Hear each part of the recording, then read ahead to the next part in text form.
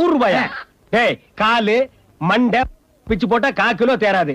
நியாயமான விலையை சொல்லு. சரிங்க, உங்களுக்காக 25 ரூபாங்க. இது வியாபாரத்துக்கு அழகு. இனிமே இது மாதிரி கோழி கிடைச்சா என்கிட்டயே கொண்டாந்து கூட. என் வேலையா அதானங்க, அதுதான் நான் இருக்கேன்.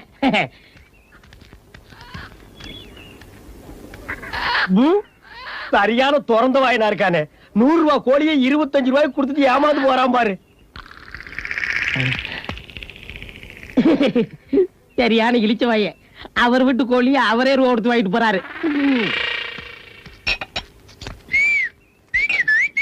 என்ன வேணும்?